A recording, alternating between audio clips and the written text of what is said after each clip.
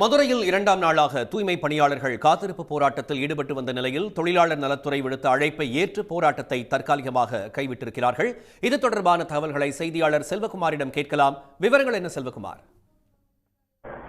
பணி நிரந்தரம், ஊதிய உயர்வு, போனஸ், தனியார் மயம் உள்ளிட்ட பல்வேறு கோரிக்கைகளை வலியுறுத்தி மதுரை மாநகராட்சியுடைய தூய்மை பணியாளர்கள் நேற்று காலை முதலே தங்களுடைய போராட்டத்தை, குறிப்பாக காத்திருக்கும் போராட்டத்தை அறிவித்திருந்தார்கள். நேற்று மதுரை மாநகராட்சியுடைய தலைமை அலுவலகமாக இருக்கக்கூடிய அண்ணா அலுவலகத்தில் முன்பாக நேற்று முழுமையான ஒரு போராட்டம் நடைபெற்றது. நேற்று 4 முறைக்கு மேலாக அதிகாரிகளுடன் பேச்சுவார்த்தை நடத்தி அந்த பேச்சுவார்த்தையில் எந்தவித முடிவும் எட்டப்படாத நிலையில் நேற்று இரவு அனைவரையும் வலுக்கட்டாயமாக போலீசார் கைது செய்து அவர்களை அழைத்து சென்று பின்பு அவர்களை விடுவித்தார்கள்.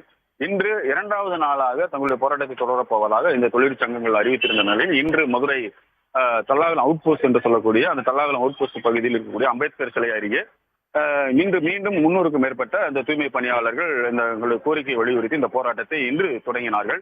அந்த இடம் போராட்டம் நடத்துவதற்கான அனுமதி இல்லை என காவல்துறை அவர்களுடன் பேச்சுவார்த்தை நடத்தினார்கள். தொடர்ந்து அவர்களுடன் பேச்சுவார்த்தை நடத்தப்பட்டது. இதனிடையே இந்த சங்க நிர்வாகிகள் அனைவரும் தொழிலாளர் துறையுடன் நேரடியாக சென்று அங்கு முத்தரப்பு பேச்சுவார்த்தையில் ஈடுபடுவதற்கு ஒத்துக்கொண்டதை தொடர்ந்து தற்போது அந்த முத்தரப்பு பேச்சுவார்த்தைக்கு தற்போது இங்கிருந்து கிளம்பி சென்றிருக்கிறார்கள். இந்த முத்தரப்பு பேச்சுவார்த்தையில் என்ன முடிவு எட்டப்படுகிறதோ அந்த முடிவின் அடிப்படையில் பின்பு அடுத்த கட்ட போராட்டத்தின் நாளை தொடருவதோ இல்ல இத்துடன் போராட்டத்தை முடிப்பதா என்பது குறித்து பின்னர் தெரிவிப்போம் என்று கூறி தற்போது அங்கிருந்து முத்தரப்பு போராட்டத்திற்கு தொழிற்சங்கத்தில் சென்றிருக்கிறார்கள்.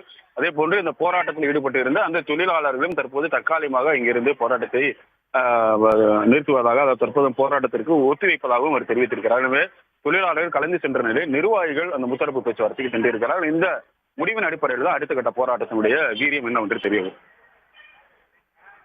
செல்வகுமார், விவரங்களை பகிர்ந்தமைக்கு நன்றி. உடனுக்குடன் செய்திகளை தெரிந்து கொள்ள சன் நியூஸ் பெல் ஐகானை கிளிக் பண்ணுங்க.